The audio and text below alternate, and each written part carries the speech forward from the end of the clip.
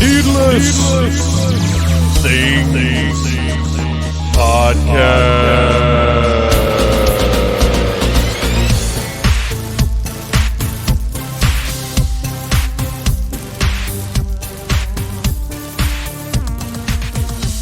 Hey, Phantomaniacs! Welcome to the newest episode of the Needless Things Podcast, where we talk about toys, movies, music, and all manner of pop culture dorkery. I am your host, Dave, and today we're going to be talking about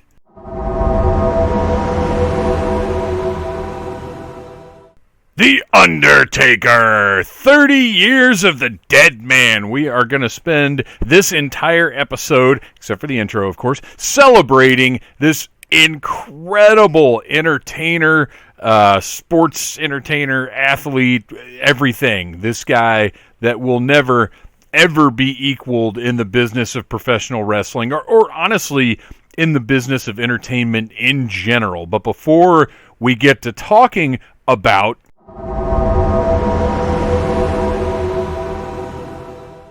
The Undertaker, we of course have a little bit of news.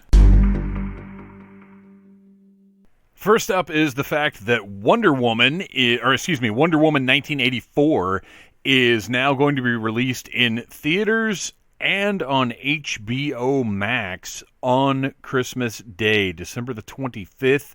I think that's a pretty good decision. I still don't quite understand who's going out to movie theaters, but whatever. The fact that it's going to be on HBO Max, I think, is great. I think it would be even greater if HBO Max was available on the Roku. Apparently, according to our friend Arian, they have reached a deal with Amazon to be carried on the Fire devices, but I don't know if that means you'll be able to subscribe through Amazon and then watch it on Roku, because from what I have seen, if you subscribe through another service like YouTube TV, you don't actually get HBO Max. You get like HBO Go or HBO Now or some reduced version of HBO Max that doesn't have all of the stuff that's the whole reason you want to get HBO Max. So I don't know. I'm going to have to look into this a little more closely, but we absolutely want to sit in the Phantom Zone and watch this thing on the screen. Maybe not necessarily on Christmas Day, since that's going to be my third day of 5 12-hour shifts in a row, because I really lucked out this year and took it in the you-know-what. But, right around that time, we're going to want to watch the movie, and I'm excited that we will not have to brave the dumb public to see it. So that's great news. Even greater news, this just popped up on Instagram today, the 19th of November. Anthrax is releasing an Among the Living graphic novel. And this is both thrilling and torturing to me, because naturally, it's a metal band that's heavily focused on merch. So, pardon me, I've got to wet my whistle before I get into all of the different versions of this graphic novel that are going to be available. There is a standard edition hardcover, standard edition softcover, Dread exclusive standard edition hardcover, Dread exclusive standard edition softcover. And if you know Anthrax, you know their long relationship with Judge Dredd. Specifically, I Am the Law from the Among the Living album. This Judge Dredd cover is by... Okay, sorry, I scrolled away from it. I had it. I want to say it's Eric... what's his face? The Goon guy, and I think that's correct. Oh my gosh, there's so much information on this thing. It's absolutely insane. Okay, well, I lost it. I'll come back to it because I'm going to read through some other stuff here. There's deluxe edition with t-shirt, and then there's a super deluxe edition with a t-shirt. And here is where it really kills me, because the standard edition includes the hardcover graphic novel featuring cover art by J.G. Jones. And that cover art... Oh, excuse me. The Judge Dredd variants drawn by Charlie Benanti? Holy cow, that's awesome. I swear I thought Eric Powell was mentioned. Oh, here we go. Okay. Gosh, there's so many different versions of this. It's insane. Okay, the Eric Powell version looks like an old EC Comics cover. And then Charlie Benanti actually drew the Judge Dredd cover, which is awesome. I did not know he had that kind of artistic ability. And the Judge Dredd cover is great. And then all of these feature, well, the Judge Dredd cover doesn't, but the sort of central character of this is a Not-Man Madball, zombie Madball, designed by Greg Nicotero. And pardon me, I need another drink for this one. A drink of water, and I'll get into why it's water and not something else in a minute. So this graphic novel features stories written by Scott Ian, Corey Taylor, Rob Zombie, Gerard Way, Mikey Way, Grant Morrison, Brian Posehn, Jimmy Palmiotti, Brian Azzarello, Rick Remainder, Joe Troman, and more, with art by Charlie Benanti, J.G. Jones, Eric Powell, Derek Robertson, Scott Koblish, Eric Rodriguez, Minehouse, I apologize for that, Roland Bashi, Steve Chanks, and Dave Johnson, and more.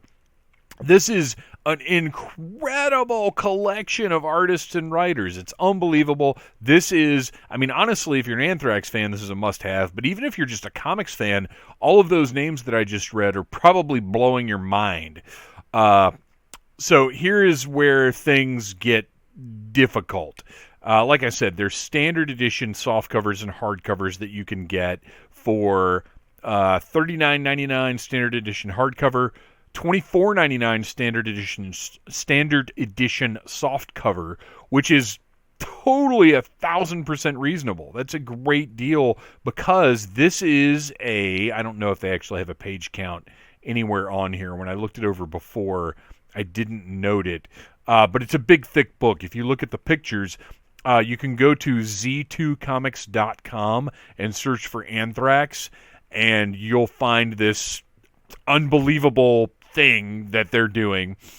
And then there's the Dread editions, which are same price, $39.99 for the hardcover, $24.99 for the softcover. It's really just a matter of which cover you want. Neither one is more super special than the other one, and I think that's really cool.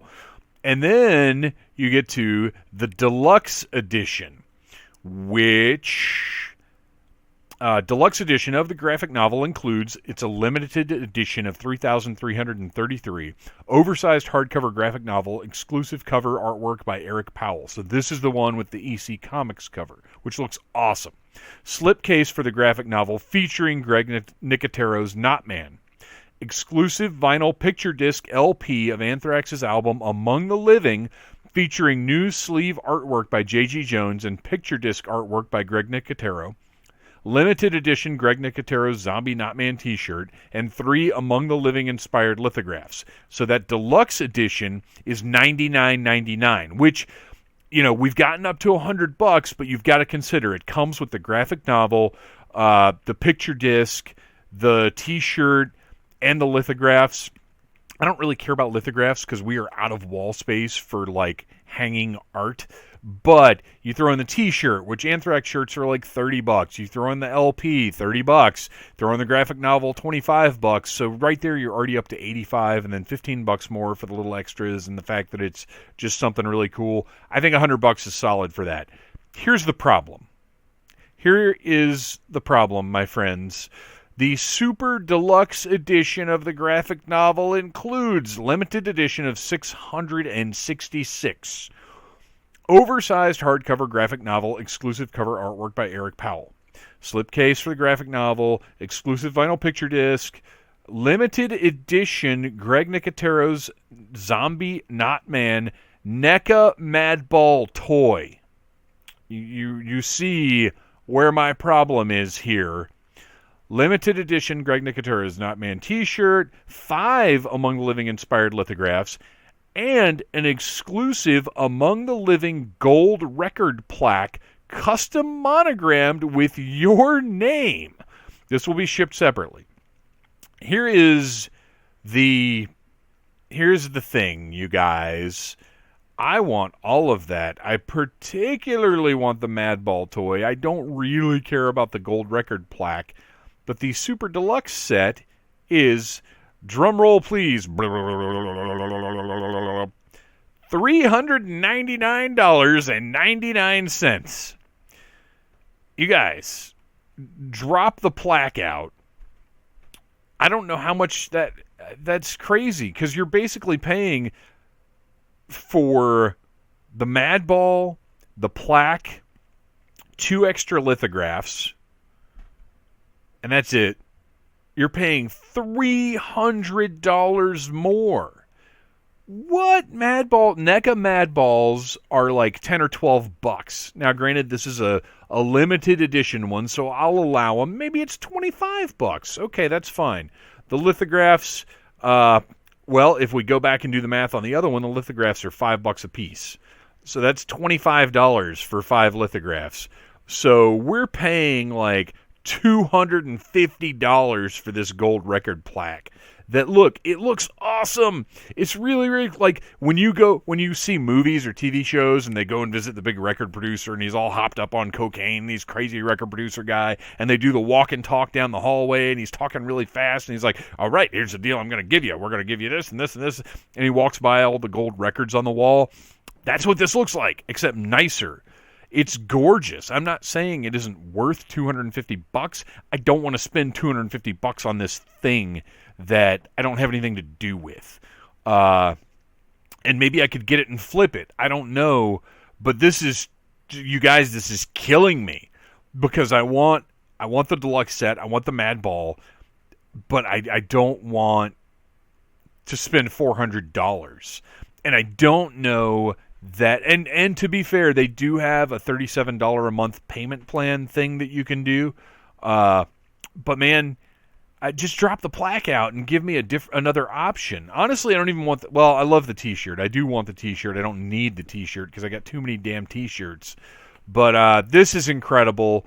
Go check out z2comics.com, and I'll keep you guys posted on what kind of decision I make, because man, I can't spend $400 on this. It's insane. So anyway, that is your news.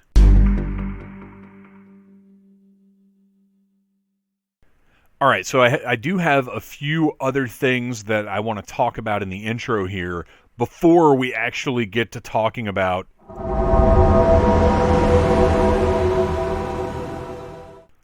Undertaker. Oh yes. So I'm sorry, I apologize.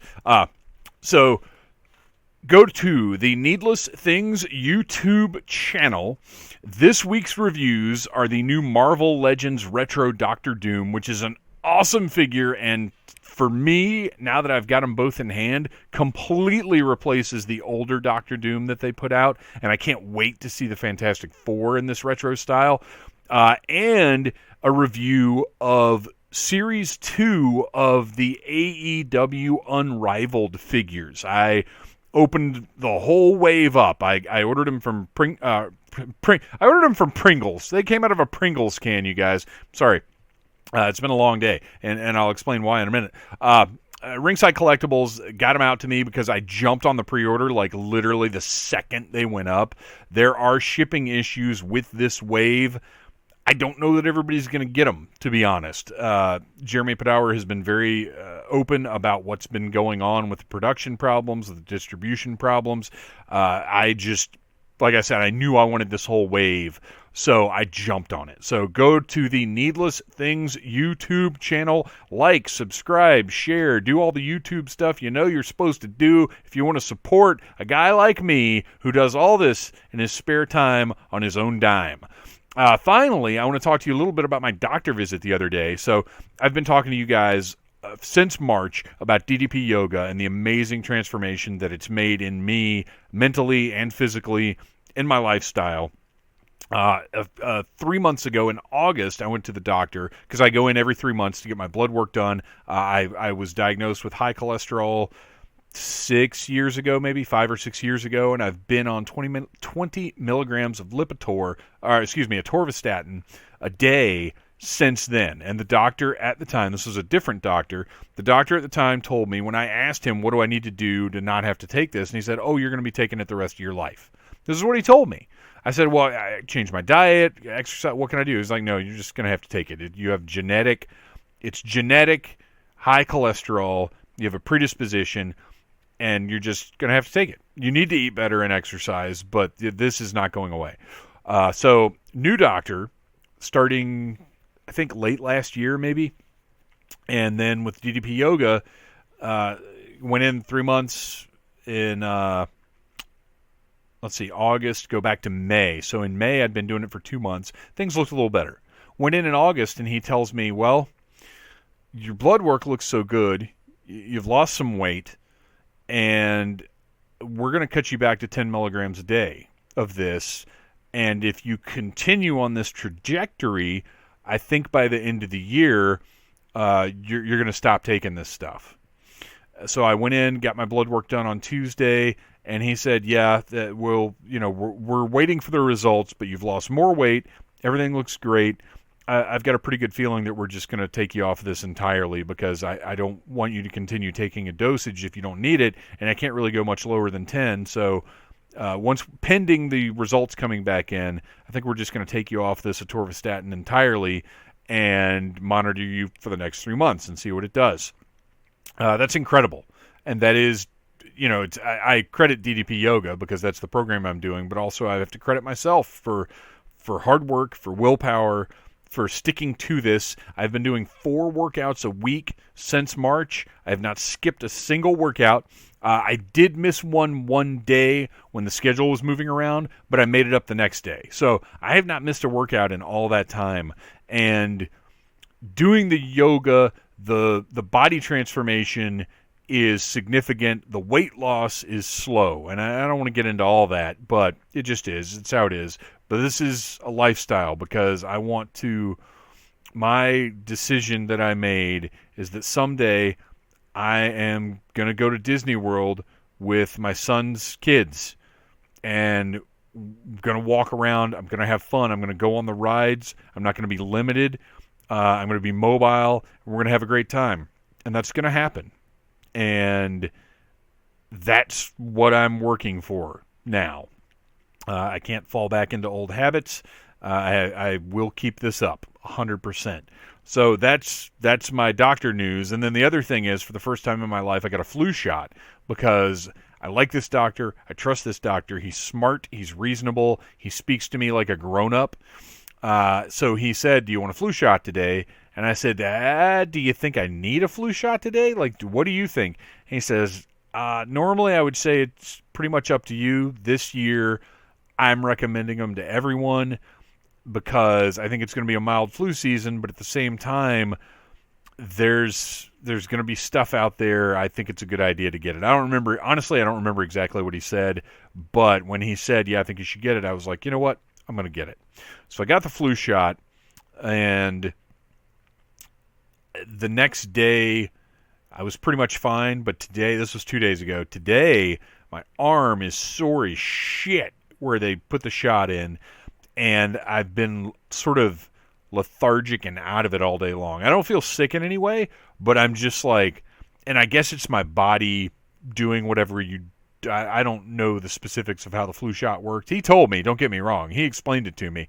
I just didn't file it away because I got to think about like toys and movies and stuff. I don't have time to think about science, you guys. I just believe the science when it comes from the science people. I don't need to be able to explain the science. That's not my job. My job is to explain why they make action figures the way they do. Anyway, so I just all day today, just lethargic, slow, a little out of it, not feeling it. So I think it's just in my system now, which is why I'm not drinking my fistful of bourbon brand bourbon tonight. As much as I wanted to come home and have one after the day of work I had, I decided water and a Diet Coke to get a little caffeine, get me pepped up enough to record this intro and put this episode together for you, the people. So I think that's enough intro. What do you guys think? I do believe it is time for us to talk about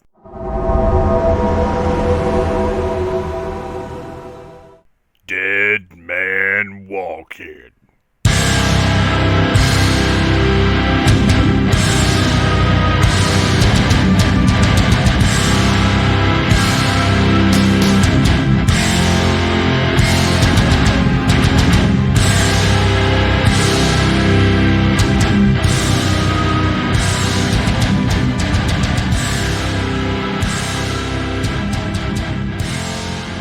Joining me tonight, coming back on the show, Mr. Mike Gordon.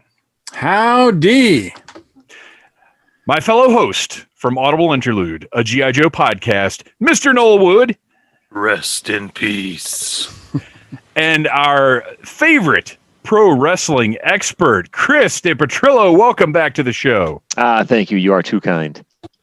Tonight, we are celebrating, as is everyone, 30 years of the Phenom, the Deadman, American Badass, Booger Red, the Undertaker.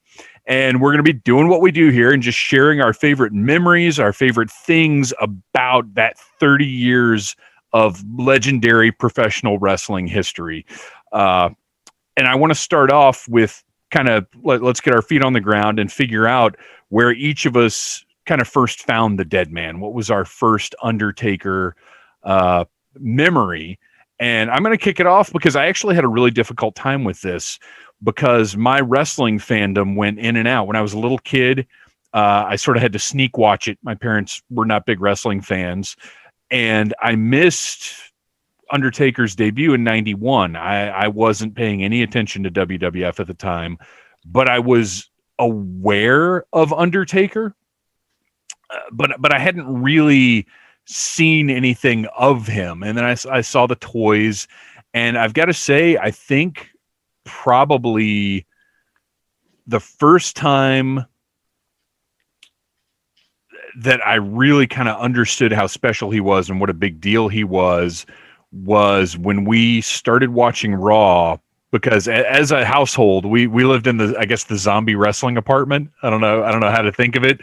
And we were big WCW fans, WCW Nitro every Monday night. And then Noel, I feel like it was you that convinced us that we needed to be watching Raw as well. I was probably had something to do with that. Yeah. And so we started watching Raw a good bit before WrestleMania 14 was 97, right? 98. 98? Yep. Okay. So it would have been late 97.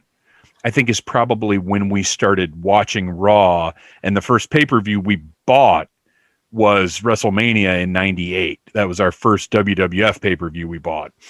But watching those Raws in 97, it was right after Kane showed up. Because he was, it was Bad Blood.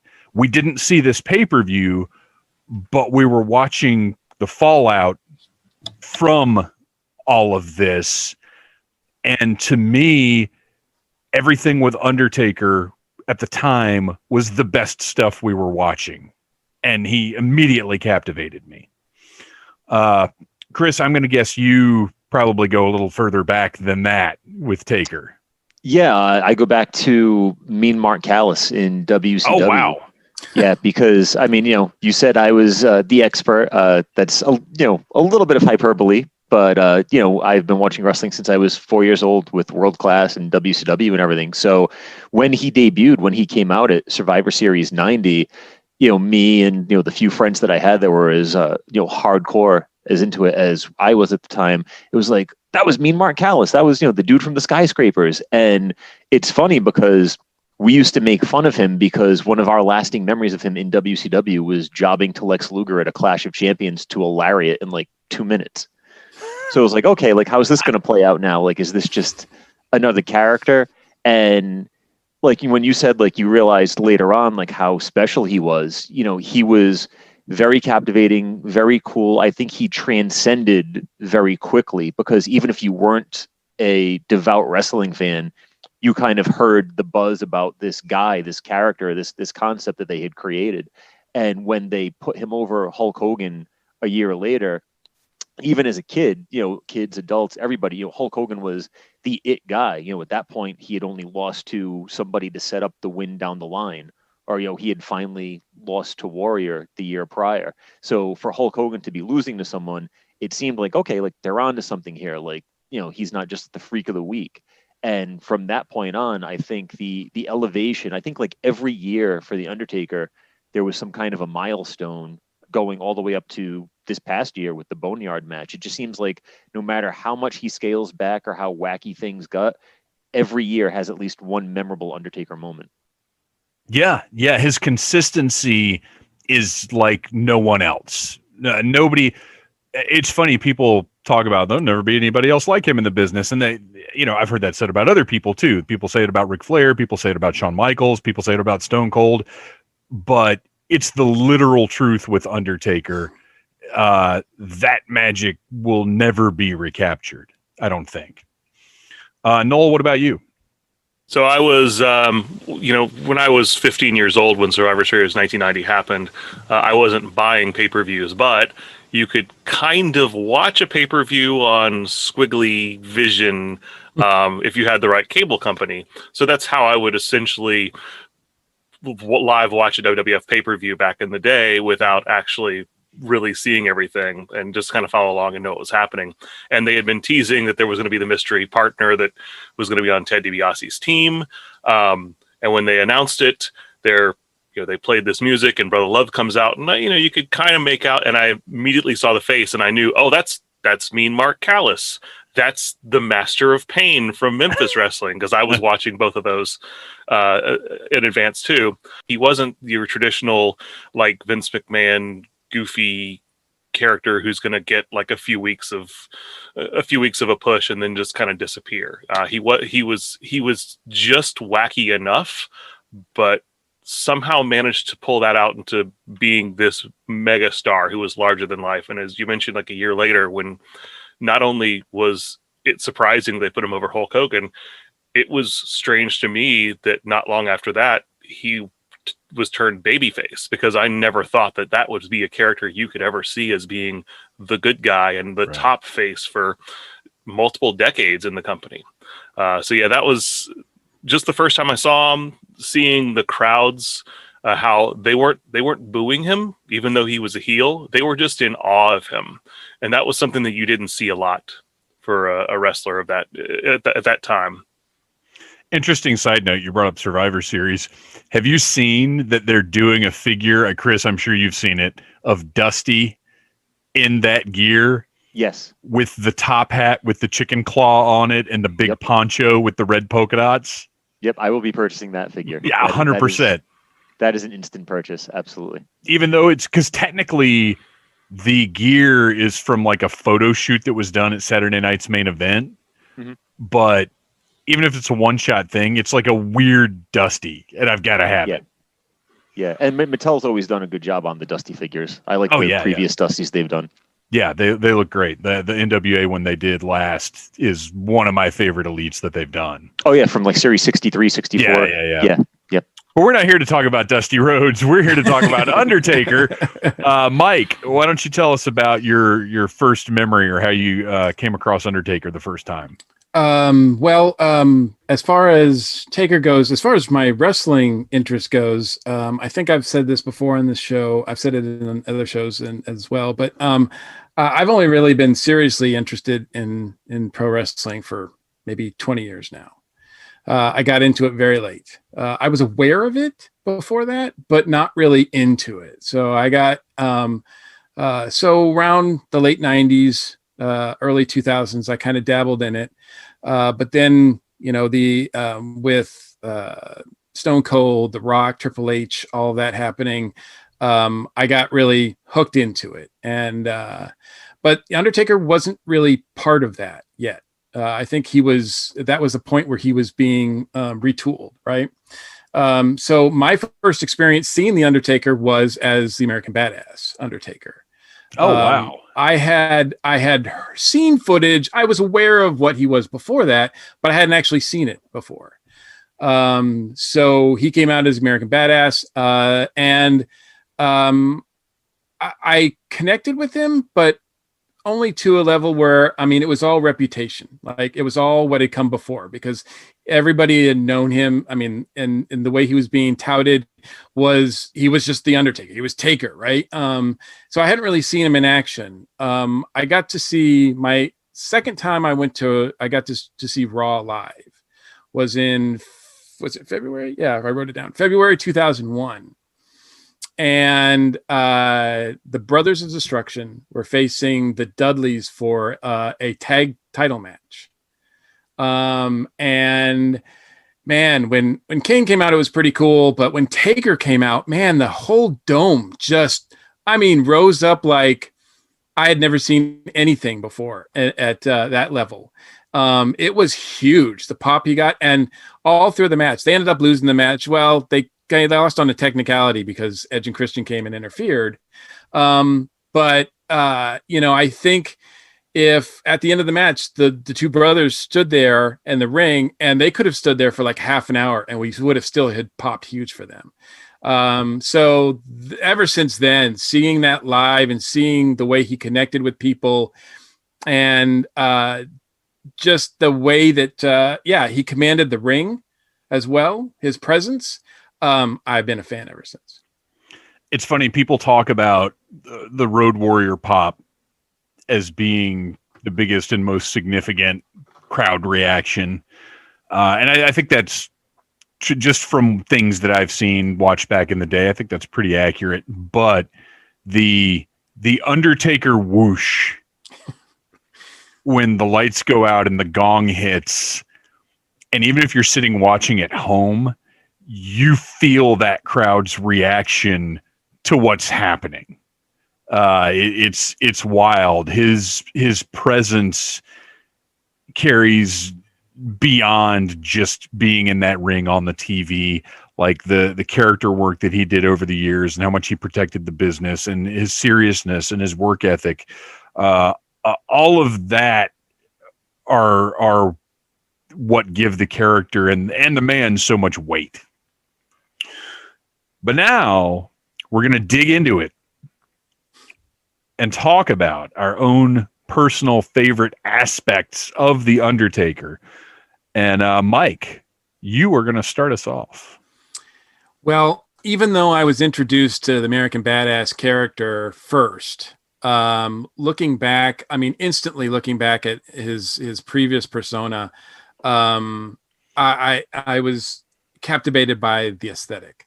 I kind of sort of lean towards darker characters anyway in literature, comics, et cetera, and his look, the storyline, especially between the Brothers of Destruction, which is my favorite aspect of my favorite storyline with the Undertaker, and I connect with that one so much. I was attracted to it. I would seek out. I remember in around that time seeking out. It was so difficult to find them all too. Seeking out the comics that Chaos Comics was doing. Oh yeah. That Bo Smith was writing. Comic shops not just stocking them. No, it was crazy, and they were.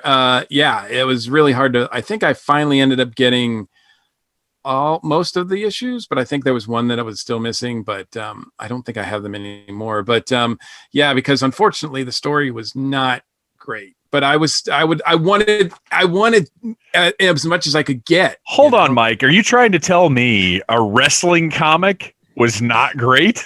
A licensed WWE comic? By Chaos? By Chaos Comics? It was lacking, but I wanted to connect with them and that character so much that I would seek out anything. They wanted more of that mythology.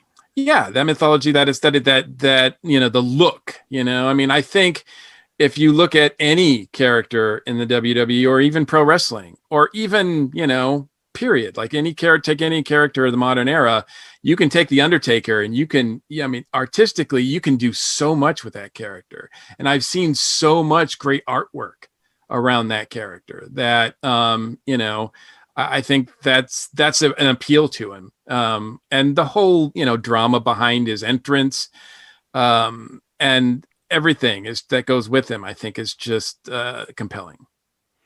Well, it's interesting that he's almost like my Professor X in that I got into Marvel and I loved the X-Men. And most of what I love about Marvel came out of the X-Men comics. In the same way, so much of what I love about the WWF of that era specifically came from Undertaker. You have Undertaker, you have Kane, you have Mankind, you have the Brood, you have Edge and Christian, you have the Ministry, you have Viscera. The list goes on of these characters that spawned out. Yeah, Midian, naked Midian.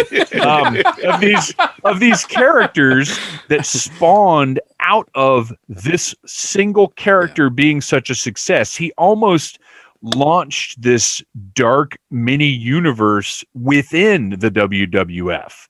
Because he made this character work. If not for him, all of those other characters, what would Edge have been, the fighting gardener or something? I mean, he would have been the Edger. And he would have run into the arena with garden tools. Who knows what these guys would have been. Or maybe he still would have been Sexton Hardcastle, and that would have been okay. But yeah, that aspect of just... he's almost like Batman, where he has a certain look, but there are a lot of ways to adjust that look and evolve it over time while keeping him very recognizable. Noel, what about you? What is your first favorite aspect of The Undertaker?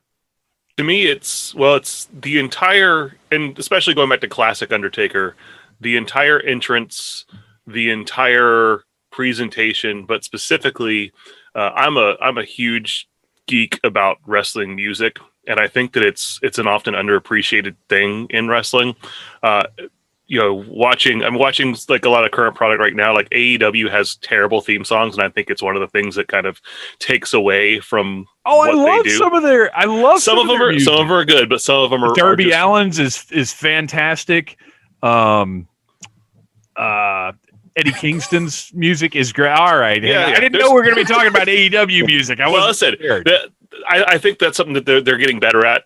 You go back to watch like Impact Wrestling, and some of their themes were so terrible they were laughable. Yeah. And it can really make, and I think a lot of people don't realize that can really make or break a character.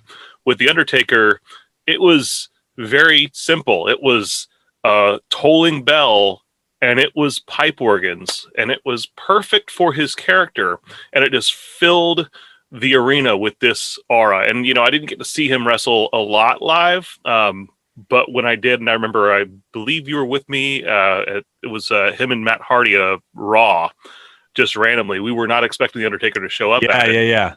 And I don't remember what year that was or anything. Yeah, it was probably like 2001 or 2002. I'd have to go back and look, but yeah. It was Undertaker was gone. It was the period where he would disappear for a few months, and when the lights went down and the crackle across the graphics around the arena, and it puts the chill like just through your spine as you're watching that entrance, and being there live is even more spectacular. So that music in particular has always been one of my favorites.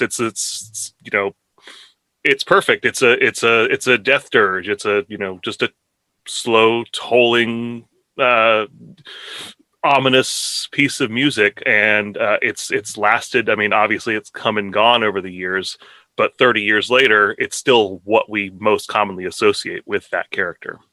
And it's very different from anything else. It commands your attention. It's not another. I love James Johnston and the work that he did, but most of what he did is very similar. Mm-hmm. And especially in the modern landscape, like nothing stands out really.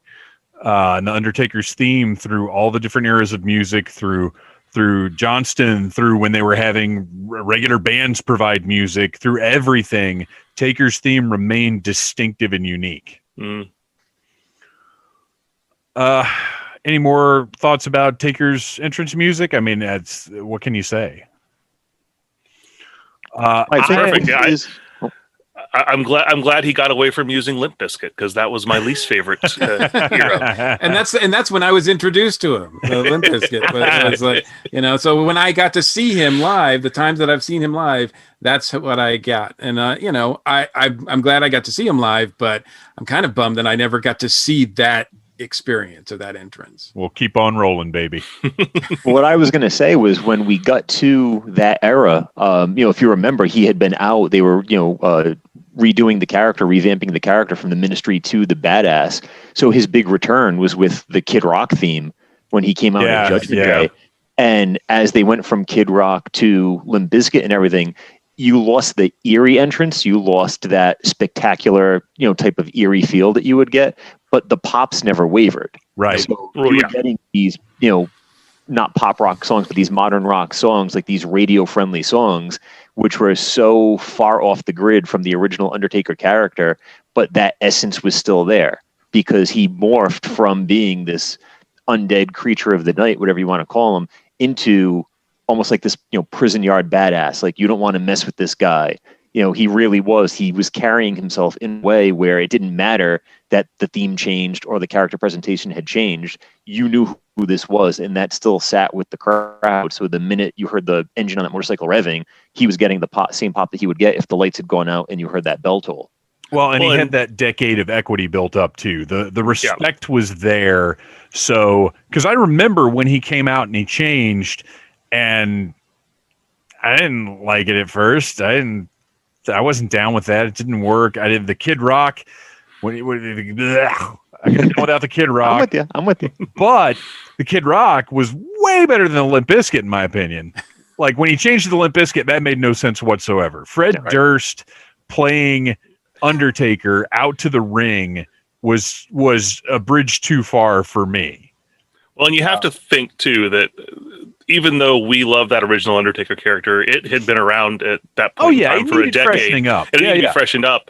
And going to do that, because there was not just the Kid Rock and the Limp Bizkit, there was also the Deadman Walking song that originally was just instrumental and was so terrible. And then they added lyrics and it didn't get much better. No, I like it. You've done it now. You've gone and made a big mistake. But after all that, it made you ready for when he finally brought back that Deadman character a few years later, and you got to hear that music again. He was able to earn that pop when he returned. It was at WrestleMania 2004 when he finally brought that character back. Which is crazy to think about, that he, like, the American Badass, Big Evil, whatever era was such a short span, because he's been the Undertaker again for 16 years now. That's crazy. It doesn't seem like it. My first pick that I'm going to go with is a specific match, although it's really more what led up to the match and what surrounded the match. And that is from Unforgiven, In Your House, April 26, 1998. The first ever Inferno match.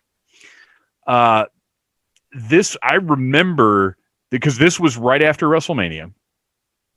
It was the fallout because Kane had been introduced, and this is where we came into it, where Undertaker would not fight Kane.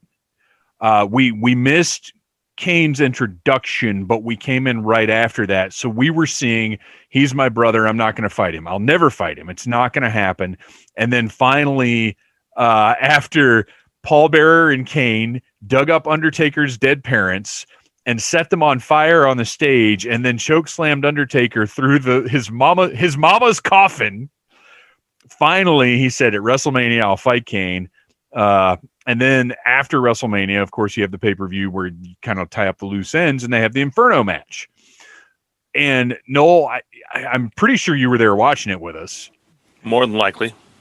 But we had no idea what this was going to be. There'd never been an Inferno match. There was no clue. What are they? Are the ring posts going to be on fire? Is there going to be a wall of fire above the ring? What we had no clue visually what it meant. All we knew is to win the match, you're going to have to set your opponent on fire, which raises red flags in any intelligent wrestling fan's mind, because obviously they're not really going to set anybody on fire. I mean, it could be worse. They could have an eye being taken out on the line as the stipulation. Yes, it could be worse. But the build to that match was so good. The stipulation, if this match happened now, then next year, and for every year going forward, there'd be a whole pay-per-view called Inferno, and there'd be an Inferno match every year, and there'd be no meaning to it. It would just be, let's get in the flaming ring again. But this had a purpose, because Kane, was burned by Undertaker, according to storylines. And this was the culmination of all that stuff that had been going on since late 1997. So they built it up, and then at the pay-per-view itself, they've got the little gas lines going around the bottom of the outside of the ring, and they light them up. And if I remember correctly, we all laughed because it's just this little pathetic, like 6-inch high flame that goes all the way around the ring. You know, I don't know what you were picturing, Noel, and Chris, I'm sure you were watching this at the time. Oh yeah. Yeah. We were watching live because we'd have the pay-per-view parties. So what, and that's what we did. We did the same thing. Do you guys remember going into this? Did you have anything in your head? Did you have expectations, or was it more of a like, we'll just see what this is? Yeah, it was kind of like the wait and see type of thing. I remember laughing at how the flames would rise every time someone took a bump. See, that was what made it work for me. That was the point where I was like, okay, I get it. This is visually, it's cool.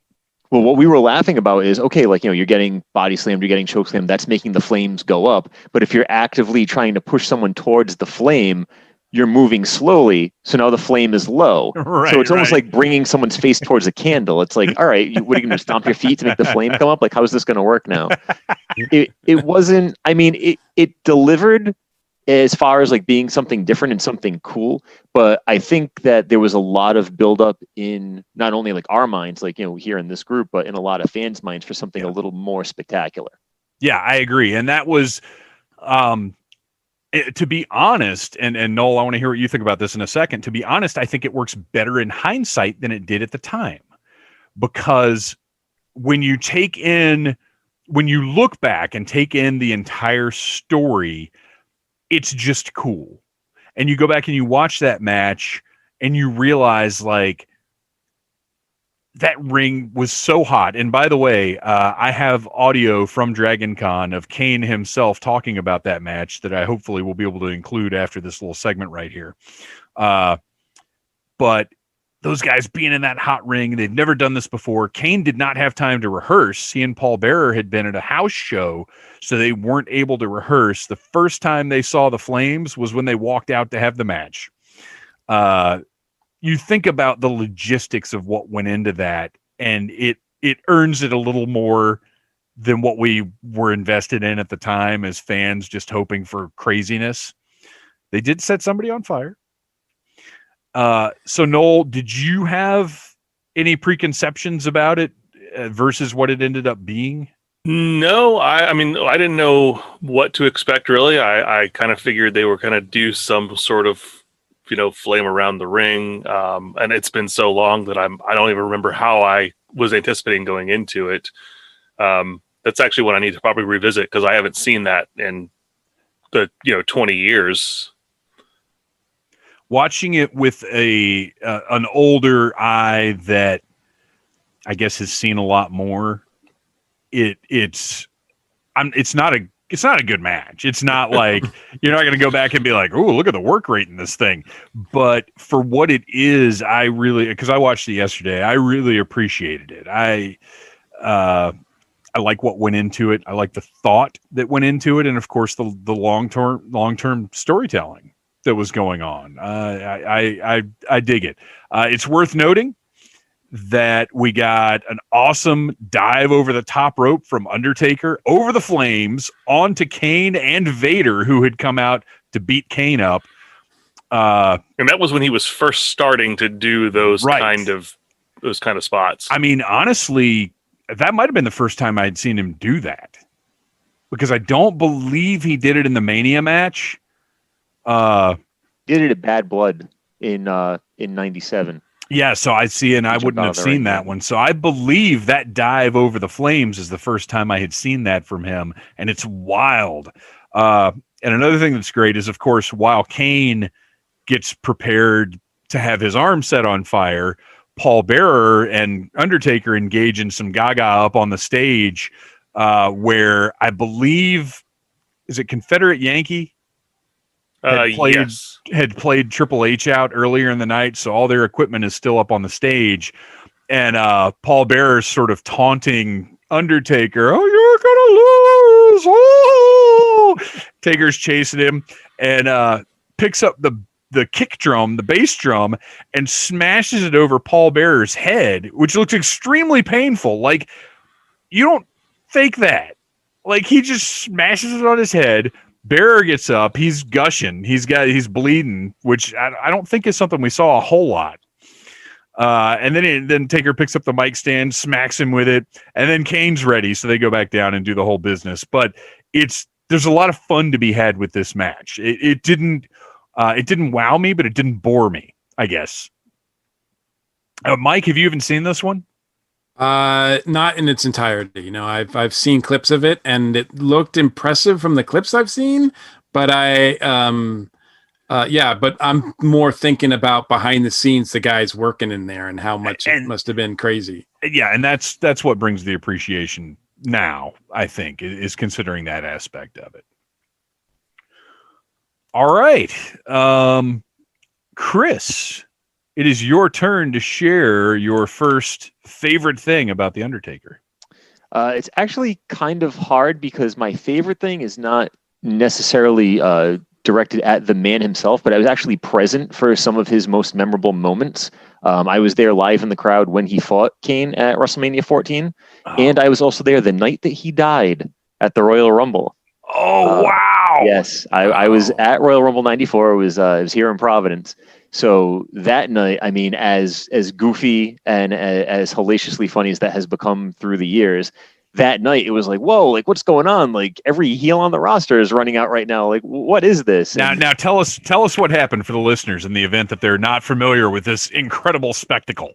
So Royal Rumble 1994 was Undertaker and Yokozuna in a casket match. And everyone figured, it's the Undertaker's trademark match. This is his way to defeat Yokozuna without pinning him. Yokozuna saves face. And instead you had Jeff Jarrett and Diesel. And even they had, was it Tenryu? Some of the Japanese wrestlers that were on hand that year. But basically a flood of guys ran out and just mercilessly pummeled the Undertaker and buried him in the casket. Not like a buried alive match, but just, sealed the casket. Yeah, they like locked it shut. Yep. And as they were moving the casket away or, happy with their dirty deeds, the lights go out and, we get the lightning effect and everything. And we get a message from the interior of the casket with the Undertaker vowing to return for vengeance. And then what we were assumed to be his spirit, but the word of mouth was that it was Marty Jannetty in Undertaker garb, was lifted by cable from behind the Tron screen. And back then it was like a grid of like 9 or 12 screens. So you would see the ghost of the Undertaker, the spirit of the Undertaker, actually rising to the heavens after being defeated by these dastardly heels. And that led to an even wackier thing, which I was not present for, but the legend has it the people that were there present for it were leaving the building in the middle of it. And that was the infamous Undertaker versus Undertaker match at SummerSlam 94 that year. Oh, that's actually on my list. That was, I'll stop there. We can get into it. But my favorite Undertaker stuff is that era from late 95, early 96 through like the transition into the ministry. So like late 98, early 99, because for years, heel, babyface, he was like this very plodding, very mechanical kind of character to get over the whole undead gimmickry and the character that he had. But as they leaned more into the attitude and the influence of ECW and the competition with WCW, we talked about how he did the dive in the Inferno match and then the Hell in the Cell and then the story with Kane. The story with Kane, if it was anybody else, people probably would have looked at it as one of the worst of all time. Like just, goofy soap opera stuff. We don't want to deal with it. Yeah. But his commitment to the character, the relationship that he had with Paul Bearer, like the history that was built up there, the tie-in with Mankind at certain points, like they crafted this legendary thing out of stuff that normally would get them laughed out of the building. And then just the way that his character, while he was still being this, zombie-like or this undead force, the creature of the night, he was doing these planches and these topes and more high-risk offense. And he was doing that while still pushing himself forward as a badass character. So he was mixing in a little bit of everything. Like he was adapting. He was not just coasting on the rep that he had, very deservedly earned. Yeah. He was going ahead with the time, like just as WWF was transitioning and WCW was, like the industry as a whole was going through that period where everything was just on the up. And, you know, people make fun of him in the later years for kind of coasting by, or, oh, he's coming back for a match. Like, you know, he must need the money. Ha ha ha. But back then, he could have sat there and let Rock and Austin and Triple H do their thing. And he was in there hanging with them every night. And I think that's when he was his most impressive, was when you had this roster of people that could be linked to him and get some of that residue on them, like the Brood or Viscera, the Ministry guys. And then all the while, you know, I mean, Kane owes his career to him, because Kane went through so many different goofy gimmicks and stuff. And I mean, he could have been like a utility player on any roster, but I mean, he could have been a dentist. Yeah, could have been a dentist. Could have been a fake Diesel version 2. Yeah, you know, I mean, you know, my first exposure to him was as Unabomb in Smoky Mountain when he was Al Snow's tag team partner. So it's like, you know, he owes his life to the Undertaker, and it's just, you know, there's so much from that era. I mean, everybody remembers the Ministry. Everybody obviously remembers Kane, and it's all within the Undertaker's orbit. So, I mean, that is, I mean, it sounds like a lot. It's not like a cop-out answer because there is so much that goes along with it. But I mean, to me, that 96 to 98 era, not just with WWF, with wrestling as a whole, I think it's agreed that that's one of the best eras, if not the best era, that Attitude Extreme era, and when there was Monday Night competition.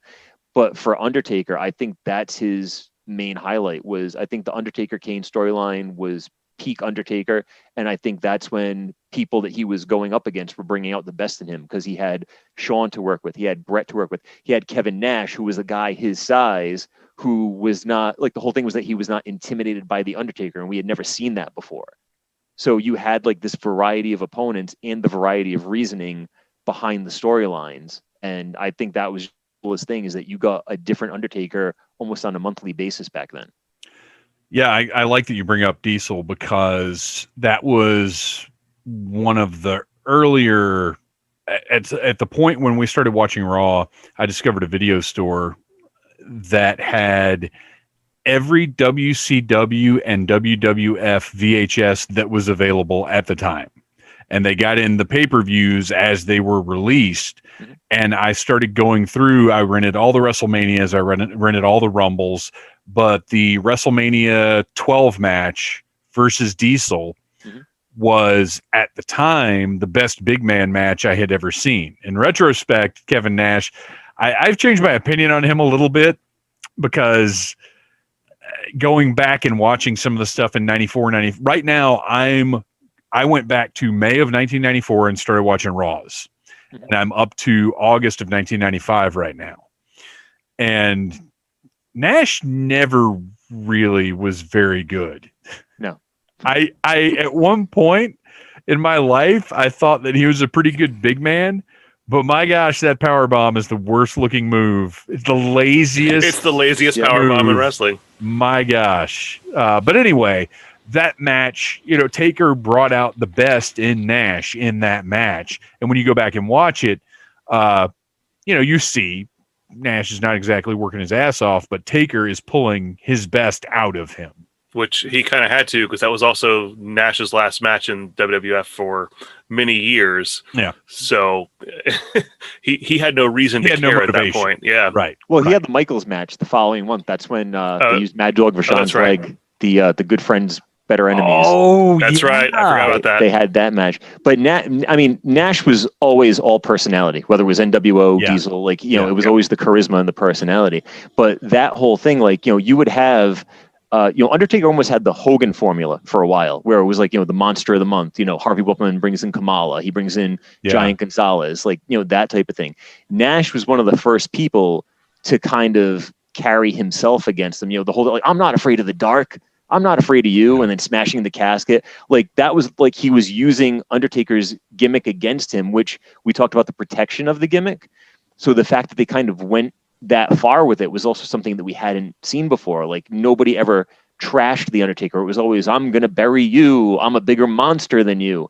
And Nash was just like, this is kid stuff. Like, you don't scare me. You turned out the lights. Ooh, I'm not afraid of you. And I think that when they started adding the realism, like kind of like blurring the line, the insider lingo, like the stuff that you'd only see in like, the Wrestling Observer newsletter and stuff like that, to try to appeal to those ECW fans. Because, that era, that was, the era of the Rebel, the era of ECW, when people were tired of the gimmicks. And even through that, you didn't hear people saying boo about the Undertaker, because he was adapting that way. And Nash deserves credit for kind of stepping up the personality game there.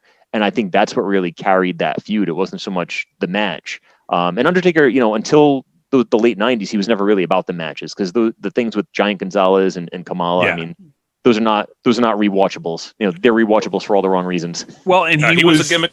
He was doing what he was told. Yeah, he was a out there, gimmick wrestler don't who was sell. out there, just doing the moves of that character, and he had no reason to go out there. And although he was doing really athletic things, the rope walk was something that a guy his size was not normally doing at that point. So, still showing off some really good athleticism, but he wasn't putting on 5-star classics in 1995. But I do think, Chris, that you're right in that as the 90s went on, he saw guys like Brett and Shawn moving to the top of the card, and that they were more agile and faster, and that I think he knew he was going to have to change his game to keep up with those guys. And you know what? He probably, for the listeners, if you haven't been keeping up with the stuff that's been going up on the WWE Network this month, get in there. There's a Paul Bearer documentary that's incredible. There's a Brothers of Destruction that's a conversation between Undertaker and Kane that's fantastic. Lots of really great stuff up there. So I'm as I watch WWE slowly erode the rights of their contracted, not employees. What's the word? What are they? Independent contractors. Independent contractors. And make my decision about whether or not I'm going to continue supporting them up through Survivor Series, which I will absolutely be watching. I'll be enjoying the content on the network. Mike, what is your next favorite thing about Undertaker? The streak. Oh no! How sad were you? The streak, and I'll tell you, it's not this. As I mentioned before, the aesthetic, the look, the persona, the drama of his entrance, and the whole character is what attracted me. The streak made me appreciate him as a storyteller in the ring, because by the time I was watching, I mean, I love the fact that the streak was never something that they planned, right? It was like he just kept winning and winning and winning. And it just so happened that, they had like 7 or 8 or whatever it was, 10 under their belt. And they were like, holy crap, he's never lost. like they just connected with them. And we got to do something with this. So by the time I'm watching it, the streak is a thing. And you pretty much know, when the Undertaker goes to face Randy Orton, when he goes to face Mark Henry, when he goes to face Batista, you're kind of like, yeah, this outcome is a done deal. We know that the Undertaker is going to go over here. And yet the Undertaker makes those matches compelling. Yeah. To the point where when you get someone who's really good with storytelling as much as he is, and, from 2009 to 2012, and you've got the 2 Shawn Michaels and 2 Triple H matches, those matches, I believe, are some of the best matches I've ever seen in the ring, period. And enough for me to go, I think he's going to lose. I think he's going to lose. Like, I mean, continuously. This could be big enough for this to be it. Yeah. And those were, and that's all because of the guys in the ring selling it. It wasn't anything outside, anything else to do with that. I mean, sure, the athleticism is there, but and I also think that he stepped it up for those matches too. I mean, certainly there were other matches that I saw in his career that were decent, but when I think about like the times that the matches that I've seen his best matches, it seemed like he upped his game at WrestleMania, because I think he knew that it was important. That he was one of the draws of WrestleMania, and that he had to put on like a great show. Now, sometimes it didn't always pan out, but I think he put the effort in, and it made me appreciate him as a storyteller that way. Well, and what's wild is, what you said when you discovered The Undertaker, when you started to see his work, he had already been on top of the business for 10 years. Absolutely. That's unprecedented because nobody's on top of the business for 10 years. Like, not anymore anyway. Like, you had Bruno Sammartino and I don't know. Did Hogan even really have a 10-year run? Not in the WWF. Well, his time on top, I think, is his WWF time. When he was in WCW, he was vital. He was entertaining. But can you even really compare when you look back and when you think about wrestling fandom and actually not even wrestling fandom, the general population, when you mention how big Stone Cold was, how big The Rock was, when you talk about those names, do you think any average citizen is going to be like, well, yeah, but look at Hollywood Hogan over on Nitro? I mean, sure, he was in Three Ninjas Mystery Mountain or whatever it was. Mega Mountain. High Noon at Mega Mountain or whatever. But like, I don't know. Even though he was the top draw on Nitro, I don't know that I consider that time at the top of the business. To me, just from coming from where I watched everything and was always into everything, I was never a Hogan guy, but when he was in WWF, it was okay. It's the Hogan show for the most part, and it's kind of like whoever you like is pretty much going to be either the 1A or always underneath him. Like, Macho Man, Randy Savage, always like the 1A.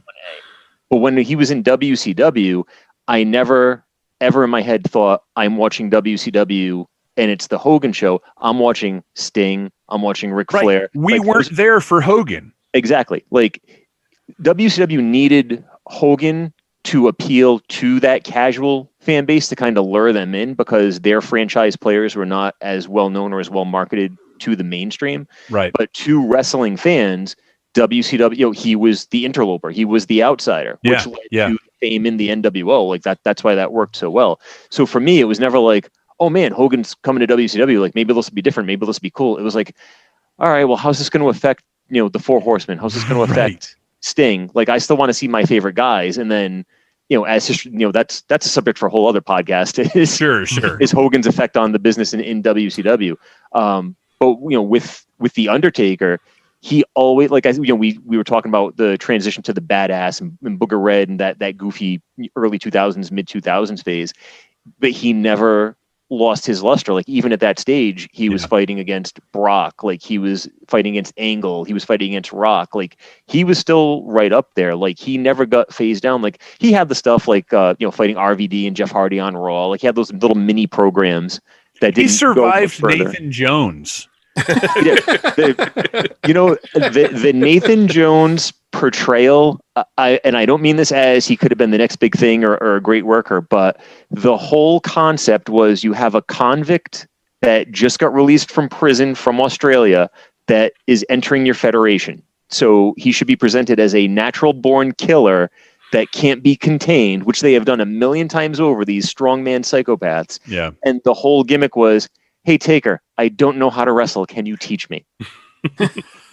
Yeah, there was. We'll just leave it at this. Fortunately, Nathan Jones is a pretty darn good actor, and he's had a fine career after post WWF. You were mentioning about how the streak was not really something they planned, and it was something that kind of came about naturally. I remember that.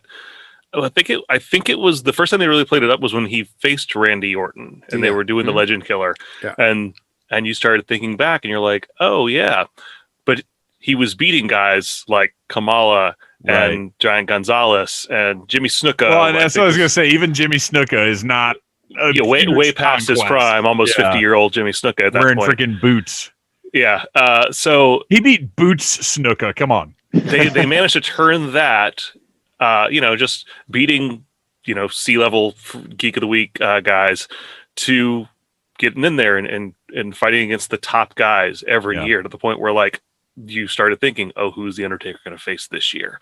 Like, that was the day after WrestleMania. That was the first thought on your mind was like, okay, who's next? Yeah. He was more who's next than Goldberg was. Yeah. For Goldberg, who's next was like, will it be Fit Finlay or Alex Wright? Yeah, but and that's going to be next Both week. great choices. right. Yeah, wait, don't get me wrong. Fit Finlay and Alex Wright are great, but you don't build a WrestleMania around them. The last thing I just want to say about the streak is I just, like you mentioned, all these other great guys that he was up against, but I don't think anybody could have done the streak better service than he did. Like I don't think it works with anybody else that you could name as in the pro wrestling industry. Certainly with that longevity, nobody could have made it to all of those WrestleManias. No, nobody's on top that long. Yeah. So, and nobody has that gravitas that he has. Right. It just only works for him.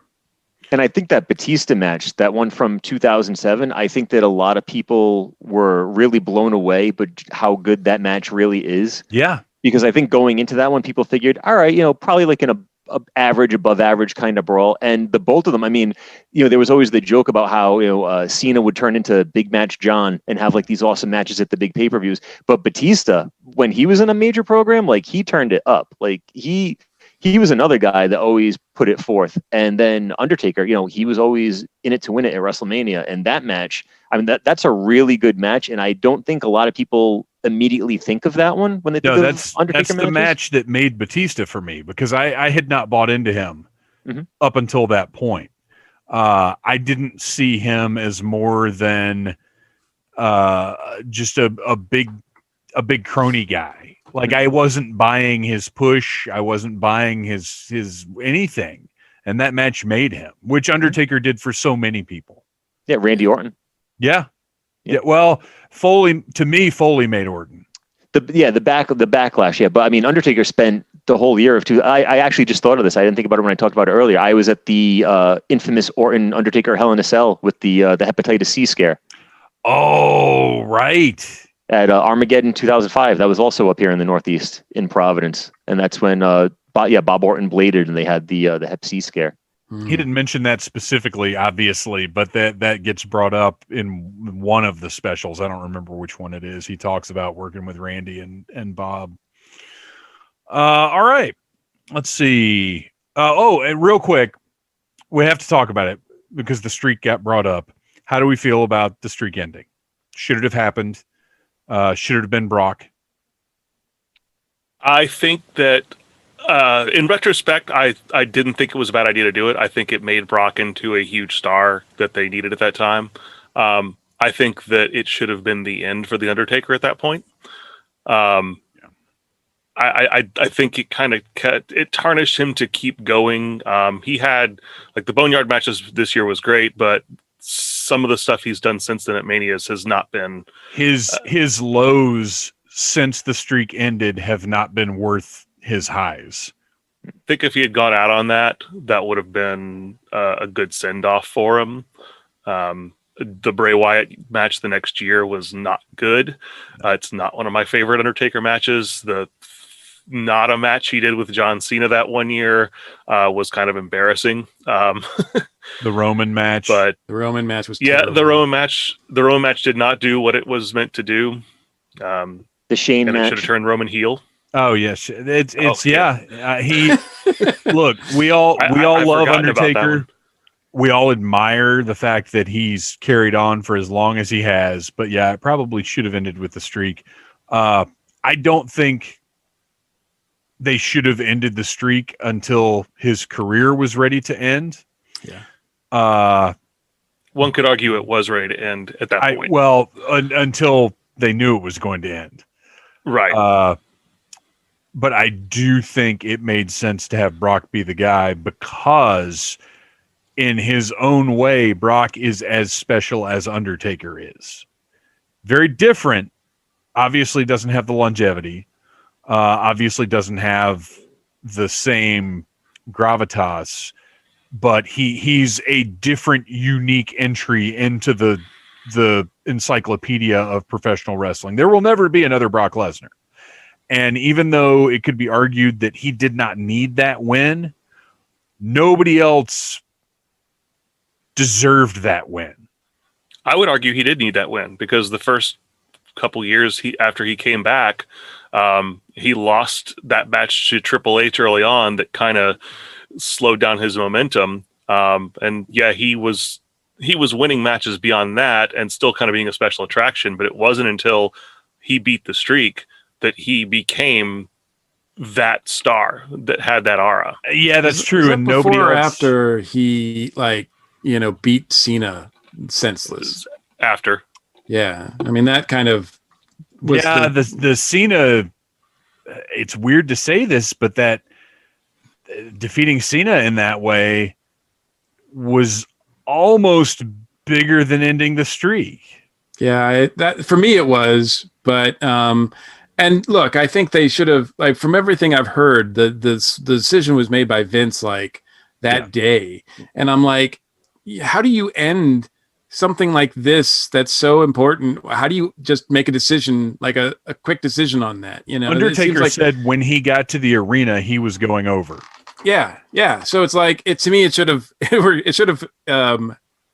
was worth a lot more thought. Should have been invested into it. It should have been a huge program instead of just, I feel like doing this time. I mean, whatever. I feel it is what it is, but I feel like that match kind of jinxed any type of big Undertaker comeback or any further matches. Not even just like the WrestleMania matches, but if you look at what happened there, they were knocked silly. Like it wasn't a spectacular finish at all. It was more like a WTF type of finish. Yeah. But if you look at the stuff that they've tried to do, stemming off of that over recent years, the match with Goldberg was a huge botch. The match where it was DX versus the Brothers of Destruction was a huge botch. The match with Roman was just a misfire. It was like every time they've set him up either for this dream match with Goldberg or this big comeback story or to put the new guy over, it's never taken.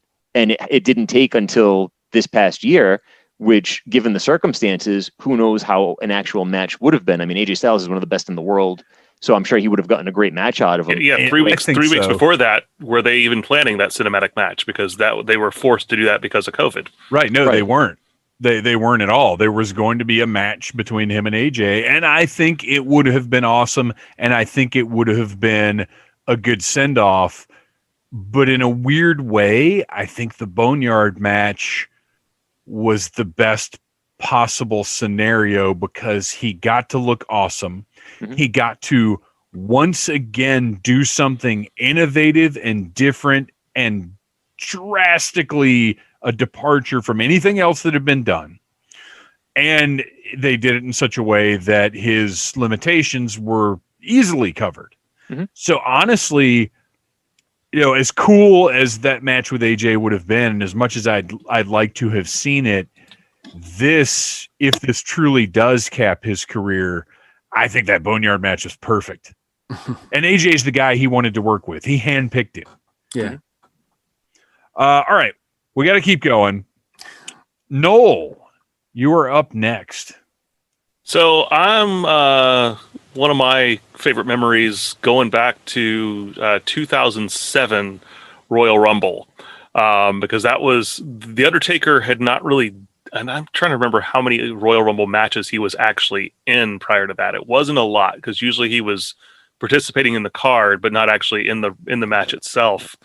And when he came out at number 30, nobody had ever come out at 30 before and won the Royal Rumble.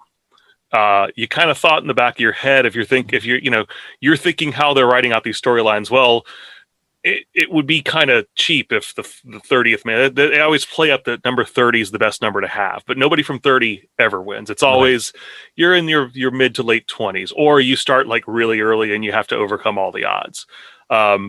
So when he came out at 30, because they had built it up to where you thought the Undertaker was probably going to win the Royal Rumble because they built that storyline of him having to qualify for the match to begin with that year. When he came out at 30, I thought, all right, he's going to be the last man to be eliminated and somebody else is going to go over and it's going to propel them to WrestleMania that year. So I was shocked. I was actually pleasantly surprised that they did that, especially with a babyface character, to have him come out as the 30th man in that Royal Rumble and win the match. Just because a lot of times in wrestling, you kind of want things to play out a certain way, and it's satisfying when they do. But sometimes a surprise is also very satisfying, and that was a year where I thought that surprise was extremely satisfying. Yeah, I'm thinking about just his history in Rumbles and when he has been in them, which I don't think has been really often. No, He's especially not up usually to in a that match, point. but typically if he is in the Rumble, it's as a prop. He's either putting somebody over or furthering his own storyline in some way. Yeah, him winning, very unusual, especially under those circumstances. Yeah. Any other thoughts on that one, Chris? I would imagine you're probably on top of that one. As far as him winning the Rumble, I mean, Yeah.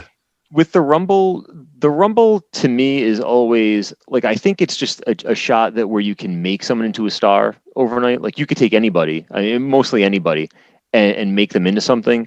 And when a veteran wins, it's not that I don't think a veteran should win, but to me, I think they could have gone another way to get Undertaker to WrestleMania. Like, I don't think he necessarily needed it, but I think for the historical context, because he's been there for so long and because it is something different, it's almost kind of like one of those, the token win. Like, here's your gold watch. Yeah, you want him to be able to check that off his list. That's part of why that's satisfying. Yeah, and I think we talked about this before, Dave, about how Undertaker didn't win a whole lot of world championships, and he wasn't carrying that title for a long time, considering how long he's been a star.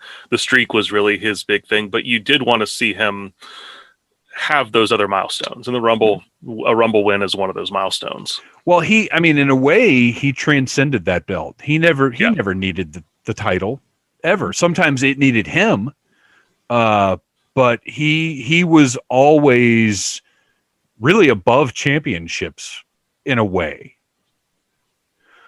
All right. I am up next. And since this is the Needless Things podcast, you know what we do here. We've got to talk about Undertaker action figures.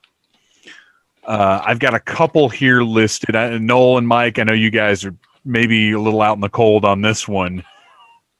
But I just want to mention sort of my favorites, and then I'll narrow it down, probably with your help, Chris. One of the first ones that came out that I was aware of and that I now have mint on card in a protector, not because it's worth anything, but because I love it. Jakks Pacific's WWF Superstars Series 2. There is a glow-in-the-dark Undertaker figure. It's the old bone crunching action. They've got like the rubber arms and legs with the wire armature where you move their elbows and their knees and they make little cracking sounds.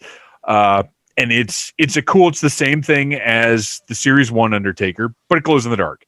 Yep.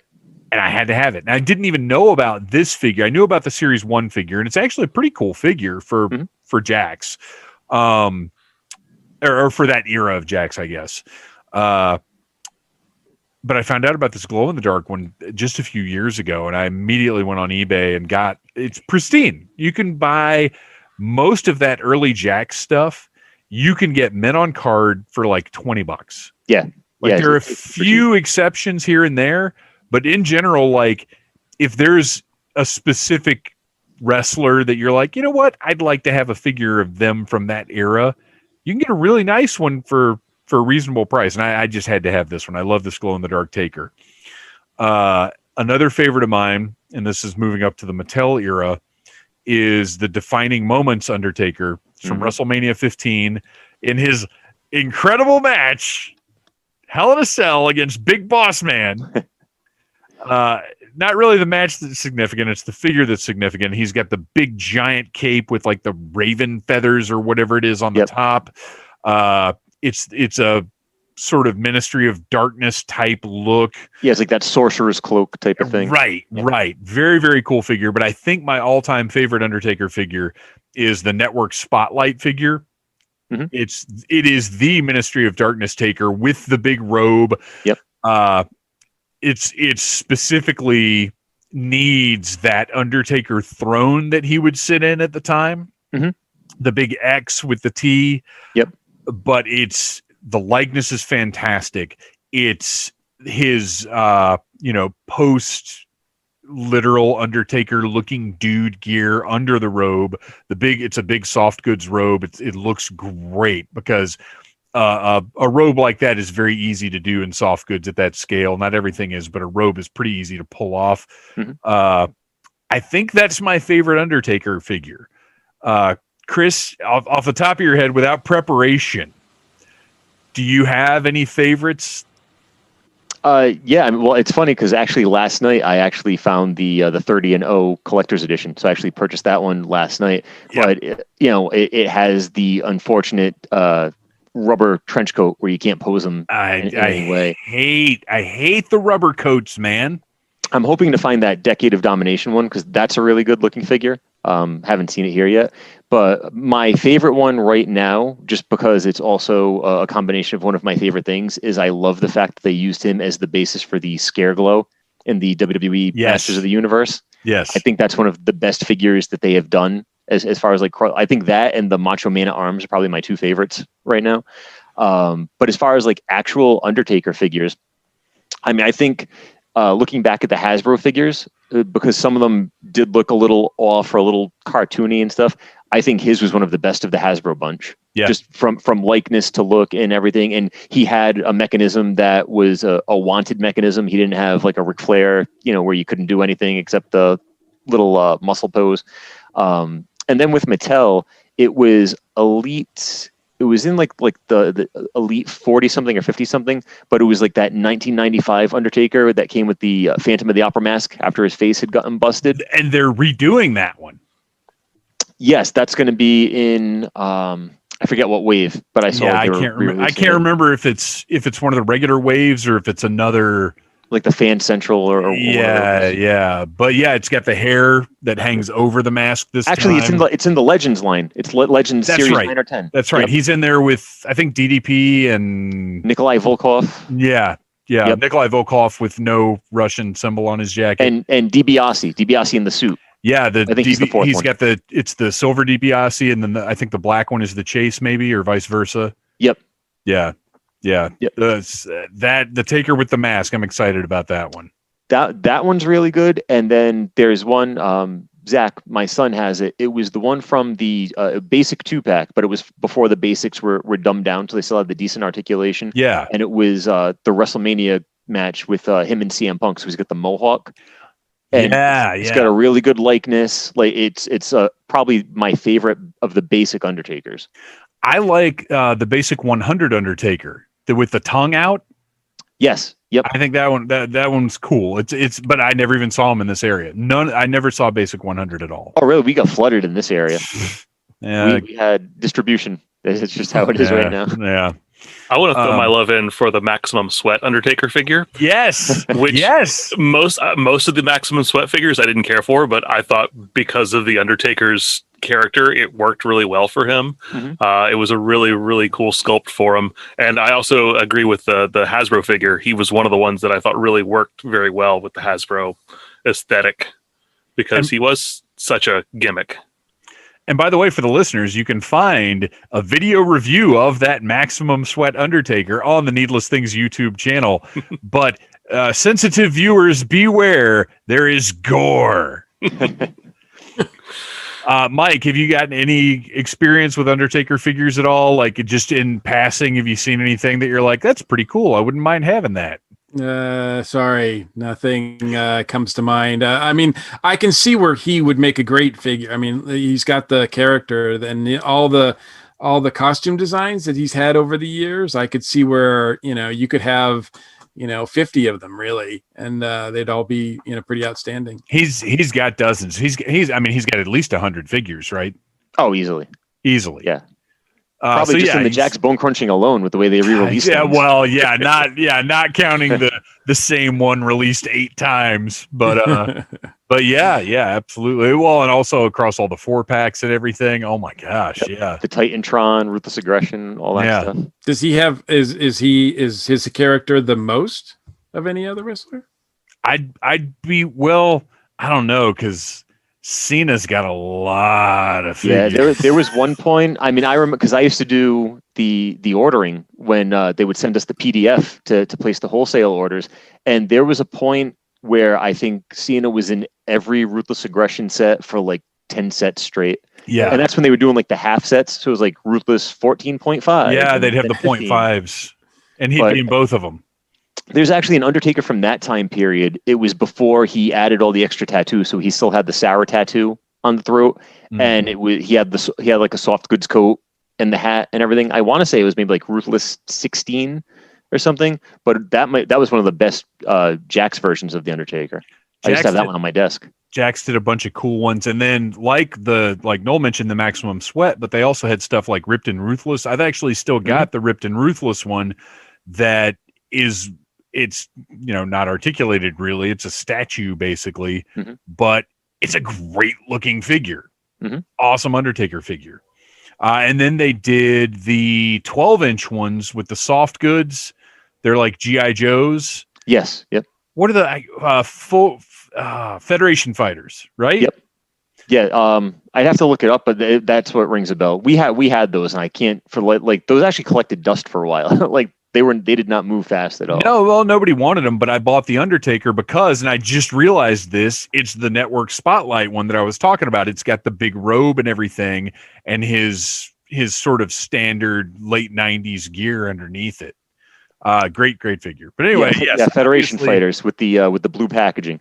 Yeah, yep. They came in the big, so obviously a guy who's had tons of action figures, very, very toyetic, looks has tons of great looks. If you're listening to this, really, you should just jump on eBay right now and look up Undertaker action figure and get yourself an Undertaker. Give into the peer pressure. As Chris mentioned, there's currently a 30th Anniversary Undertaker that's a Walmart exclusive, and a Decade of Domination Undertaker that's also Walmart exclusive, so that's terrible. And they're both great. I managed to find both of those. And Chris, I'll keep an eye out for that Decade one. If I see, because I've only found them in one Walmart, and they're like 7 that I hit regularly, and I haven't seen them, so I'll keep an eye out. But yeah, the Decade one is actually his first appearance, the only time he wore the black gloves. All right, moving on, back to Chris. What you got? So this one is probably one that most people don't immediately think of, but I think the concept of pairing these two together was something that could have worked in the long term if you wanted some type of Road Warriors dominant tag team. And it was his short-lived alliance with the Big Show in the summer of '99. I think that was a good way to rehab the Big Show from coming in and getting defeated immediately 3 weeks in. I felt that he was kind of not a flop, but the whole concept of bringing in the Big Show as this big badass and someone jumping ship, which is usually always going to have the fans immediately into you, especially at that stage of the game. I think that they kind of failed on making him into a big deal, and he was just kind of a bit player in the overall storyline. So I think by having them a bitch player, if you will, the Big Show. Well, it's the Big bringing Show. him in subservient to McMahon in the way that they did.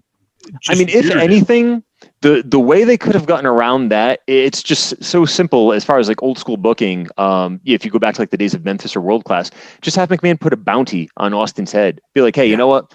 $100,000 if someone comes and takes him out, and then holy crap, this guy just popped out from under the ring. Wait a minute, we've seen that guy before. We know who he is. That whole hinting at who he is and stuff. But the whole thing where Kane was with X-Pac and they were kind of making a break to get them away from each other, but they were still intertwined and everything.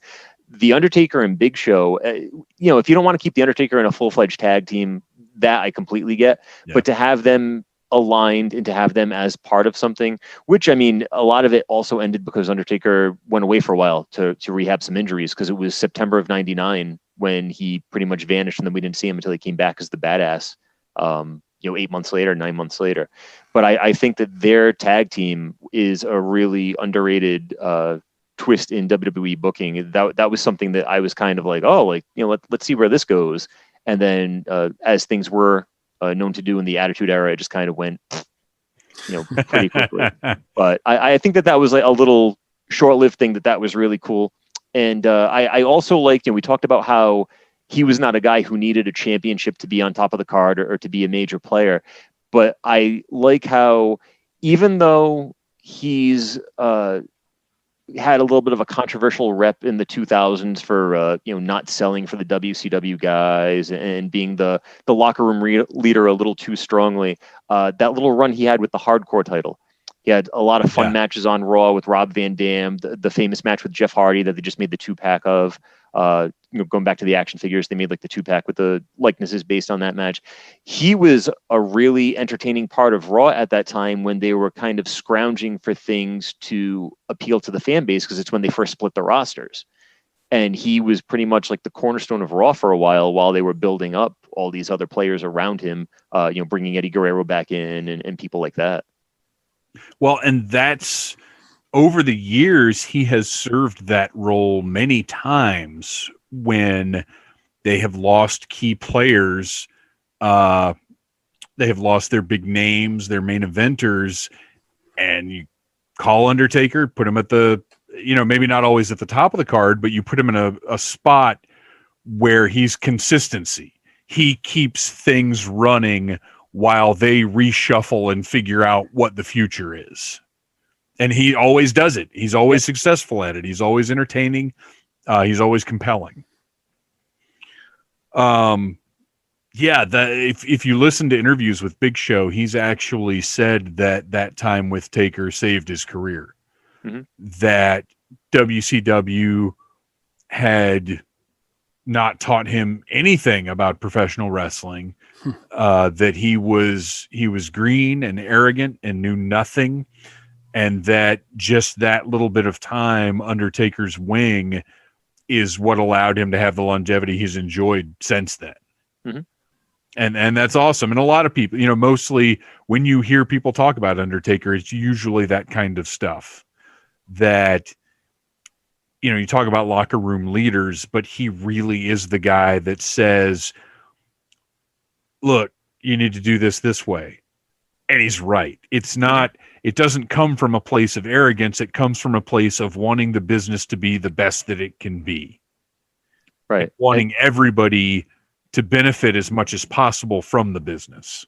And that's why I hope that urban legend is true, because, we've always heard, especially as the internet blew up and now you have message boards and Reddit and Twitter and stuff like that. So, people can bitch on a whim with just the stroke of a couple of keys. But that urban legend about how Shawn Michaels was complaining about dropping the title to Steve Austin, supposedly Undertaker was sitting there just taping his fists up, like ready to kill if it doesn't happen. Like that type is like to be who you are, and then still like Hogan wouldn't have done that. Warrior wouldn't have done that. Like, some of our favorite people were just only out for themselves behind the scenes. I mean, that's just, it's just how it is, not only in wrestling, but I mean, any sport, any type of entertainment, you're going to have those type of people. And to think that he really was at most points just out for the greater good. And he was trying to kind of invoke his status to make sure that everything was followed to a T. So, I mean, that's one of my favorite, we don't even know if that story is true, but it's just one of my favorite things to go around. And I mean, obviously the guys from that area are still carny as fuck, but Michaels, Taker, and Austin have all in one way or another confirmed that story. So I gotta feel like, and there are other stories similar to that where Taker was kind of the enforcer guy, with the screw job, where he was kind of with Vince. With you got to do the right thing here.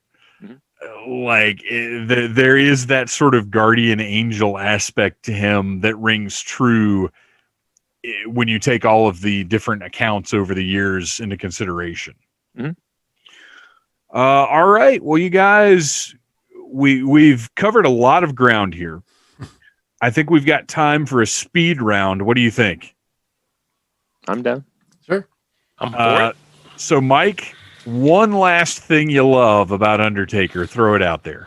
I'm currently digging post-Taker Mark Calloway. I will say that now that he's got all that behind him, he's finally able to like shed the gimmick, that has been protected for 30 years, where he wasn't we never got to meet him really. I mean, he was always, he didn't do a lot of interviews. He always remained in character, et cetera, et cetera. They just really protected him, and he felt that he needed to protect that character, whether it was a mandate or not. But now we're seeing all these interviews with him. The WWE Network, as you said, is got a bunch of programming. And so whether or not he's just sitting around talking to Steve Austin or that series, The Last Ride, look, as bad as the matches have been, the stories behind those matches and have been so compelling. It's the first time he's really broken character ever. Mm-hmm. So it's a whole new side of him that we're getting to see. Yeah, absolutely. Even in the American Badass era, he didn't break character. He was still a character then. We didn't know who the guy was. Right. Mentioning the stuff on the network, that Last Ride, we talked about the quality of those matches, and he's frank about it. Yep. He's not trying to put himself over. He's very honest about how things went. Noel, one last quick ride. WrestleMania 25, for better or for worse, his match with Shawn Michaels changed WWE main events forever. Because I was in the Phantom Zone with you watching that. I remember when we were just gasping at every single false finish in that match, away. Every kick out. And WWF main events had never been done that way, really, up to that point. Now, I think they overused that formula a whole lot. But that was really kind of what got the ball rolling on that. And that really, I would say, one of my top 5 matches in WWE history. When I think back about my favorite matches, that's one that immediately pops into my head. Well, and I don't think we went in, I'm not going to say we were cynical about it, but we certainly did not expect one of the greatest matches of all time. No, because at that point in time, we were still already at that point, because I was thinking 5 years before that the Undertaker is right. He's got to be done. Yeah, he's not moving the way he used to. There's no way he can have these quality matches. And he continued to surprise me, and that was, a performance. Both he and Shawn Michaels are 100% responsible for how amazing that match was. Well, I hate to bring everybody down, but and as I said, I've been watching 94, 95 Raws, and to my surprise, we got Ted DiBiase bringing out a fake Undertaker on one of the Raws that I was watching. And I got to tell you guys, I don't know how everybody felt about it at the time. I think, Chris, I believe you said that people were leaving during the match. Mm-hmm. I loved it. I thought it was really fun. In watching it, I could see at the time what's going on here. Like, that's not Undertaker, but he looks enough like Undertaker. What are they doing? What's the story? What's the deal? And then when Undertaker actually shows up to confront this faker, dude, it was awesome. And the match is what the match is, but he beats him in 8 freaking minutes and it's done, which I kind of appreciate. That Taker comes back, asserts himself, and it's over. Like, I really had fun with this storyline. I didn't hate it only because I have always been a mark for primetime Brian Lee. I was a big Smoky Mountain fan. So I'm like, wait a minute. That's Brian Lee's Undertaker? My whole thing was, they didn't let him stick around. And then he went to ECW, and that's a whole other story. Yeah. But the Leslie Nielsen storyline, trying to find the Undertaker before that, is still one of my favorite campy things. Yeah, that's what I was going to say. They made it so much fun. They made it. Well, I was just going to say they made it more goofy than your normal Undertaker story. Like, there's never really been a lot of comedy in an Undertaker story, and the whole premise was, that Naked Gun spoof with Leslie Nielsen. You crack the case or whatever he said at the end of the show. Well, and that's part of what was fun about it, was that all of that was goofy. And look, in what I'm watching, there's a lot of silly shit. And Vince McMahon says some like ridiculous stuff. Like if I hear him comment on Mantar's thighs one more time, I don't know what I'm going to do. But Undertaker himself was never silly. And that's, I said he came back and asserted himself. And that's exactly what it was. He came back and like, there was no silliness about him. He destroyed Brian Lee and moved on. And I'd just like to say, I was a big fan of Brian Lee in TNA. I really liked his character there. I liked what he did there. Mm-hmm. And he had one of the coolest pins I've ever seen in my life. I don't remember who it was. I think it was when him and Slash. Was it Slash? Yeah, Slash, yeah. We're a tag team. Yep. And they beat the shit out of a couple of guys. And Brian Lee got down on his knees with one knee on the guy's like sternum and one knee on his belly and just put his arms up and pinned the guy like that. I think it was the Hot Shots. I think that might have been like the Hot Shots. One of them they had become the Naturals years later. Oh, I think it might have been them. That sounds plausible. I'll accept that. But yeah, I thought it was a fun thing, and you know you can watch it in Raws back then or 42, or if you go watch Raw on the network from back then, it's 42 minutes. I've been burning through these things, so I thought that was really fun. I long for 42-minute Raws nowadays. No shit.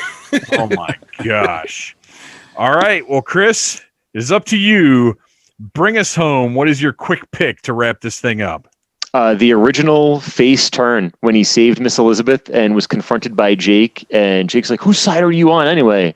And he very simply goes, "Not yours," and that set the WrestleMania match in motion. Getting his hand slammed in the casket and just dragging it, like Jake was doing everything in his power to try to weaken him, and he wouldn't go down. And it's like, all right, you just made your new Hogan right here. Like, this is the guy that everyone is going to stay behind it and get behind right there. And the fact that it was linked to Macho Man, who's one of my all-time favorites, I appreciated the fact that they kind of did that thing where he stayed linked to the top stars while they also started carving his own new path for him. So I just think that was a brilliant bit of booking, because other than when they used Sarah, his wife at the time, in the storyline, there was never any type of gaga stories with a woman and the Undertaker.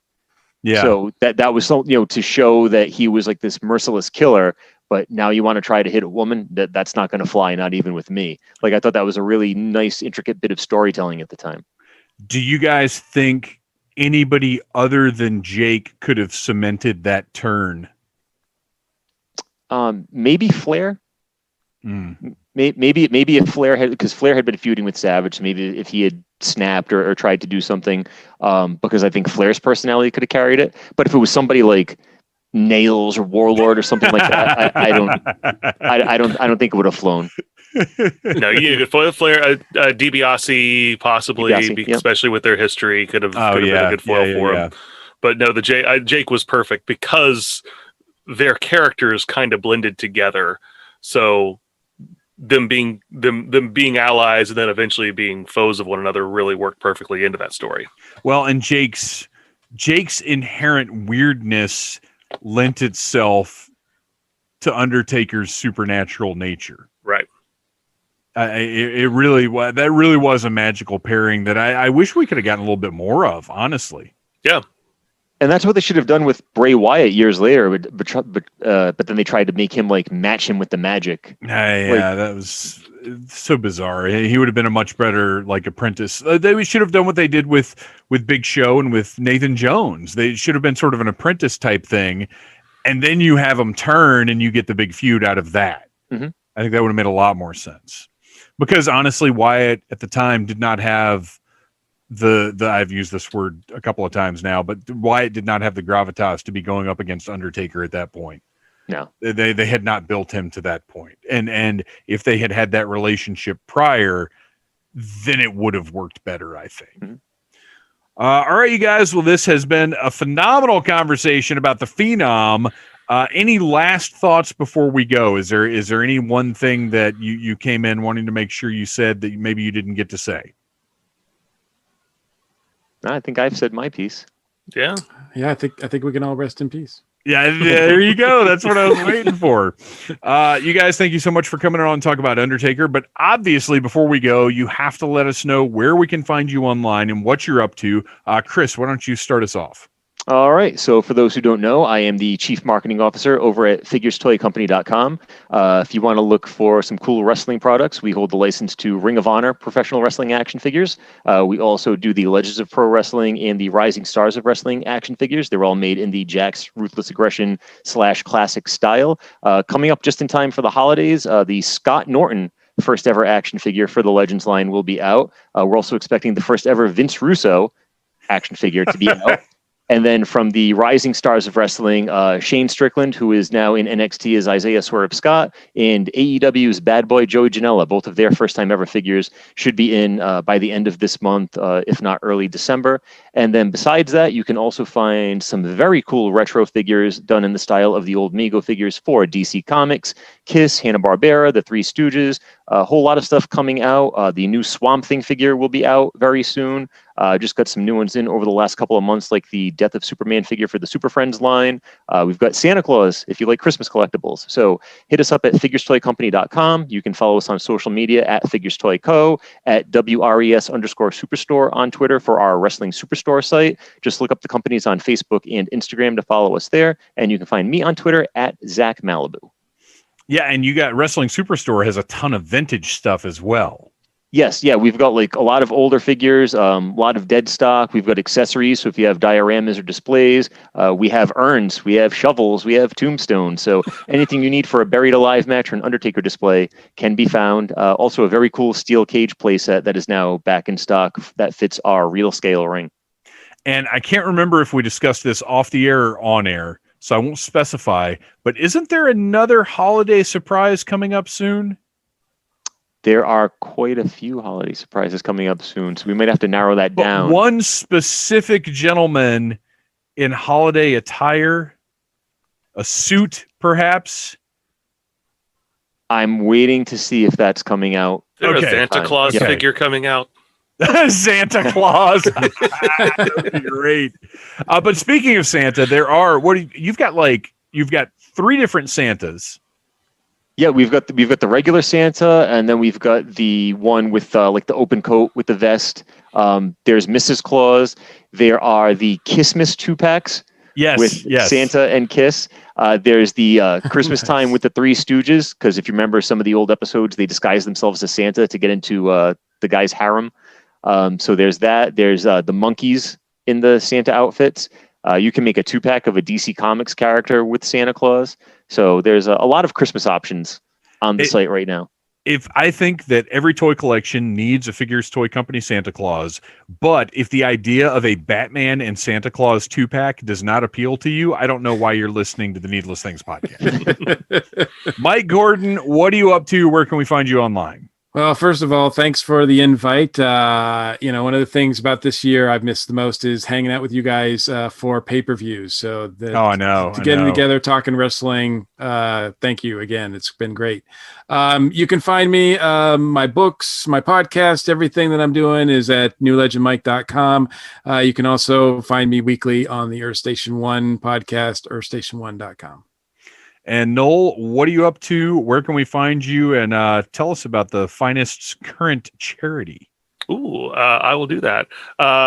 So you can find all 23 years worth of material. Not often updated, but I do like to say my site is older than Google. Not as old as the Undertaker streak was. Actually, I think it now might hit that point. But it's at dorkdroppings.com. You can also find me every week, or actually every month, sometimes twice a month, alongside Dave, on the Audible Interlude podcast, talking about G.I. Joe and stuff. You mentioned, Mike, about how I miss hanging out and watching wrestling, watching pay-per-views. Also miss going to NWA Power shows, which I'm very sad that COVID took that away from us this year. Yeah. But on top of that, you mentioned the Finest. I am a member of the Finest, which is a G.I. Joe costuming club, international club. And we raise money for a fantastic charity called Canines for Warriors. They pair dogs that are rescued from shelters. They pair them up with veterans who are either suffering from PTSD or need a service dog for any other reason. They train the dogs at a facility in Jacksonville, Florida, and 100% of the donations that we take in as the finest goes directly to them. And if you ever get a chance to go to a convention again and you see a finest booth, you can always donate money there, or you can always just drop by Canines for Warriors and send them a few dollars. They're a fantastic charity that I have the privilege of getting to work with. Awesome. Well, thank you guys so much for coming on and talking about The Undertaker, and I hope you all rest in peace. Boom. Everybody, please continue to bear with me as I figure out Zoom, as I unfortunately figure out this new version of Audacity that I'm using that is very different from the old version that I've been so used to for the past 7 years or however long I've been doing this now. I'm getting there. I'm figuring it out. I unfortunately was not able to include the Kane audio that I referenced when I was talking about the Inferno match. The context wasn't right, and he doesn't directly talk about Undertaker, so it didn't feel quite right to stick it in this episode. But if you would like to hear my interview with Kane live at Dragon Con, check out Needless Things Podcast episode 181. I do not have a paywall on the episode, so you can go wherever you find your podcasts and listen to that great interview. And I might be mistaken, but I think I never posted the Kane and Ricky the Dragon Steamboat interview. I'm going to have to go back and check, and maybe we'll get that as a cool bonus episode or something at some point in the near future. I might have a couple of Dragon Con, because that was in 2017. There might be a couple of Dragon Con panels that sort of fell by the wayside for one reason or another. I'm going to have to go back and take a look at that. But that Kane interview is fantastic. The first 10 minutes of it are a little rough, but then it gets better, and he talks about the Inferno match. The panel was called The Horror of Kane. So it was Kane as he pertains to horror. It's really fun and good, and I listened to it on the way home today to find that Inferno story. So there you go. Thanks for listening. I love you guys. You have been listening to a Needless Things podcast. You can follow Needless Things on Facebook, Twitter, Instagram, and at needlessthingspodcast.com. Love you. Mean it. Uh-huh.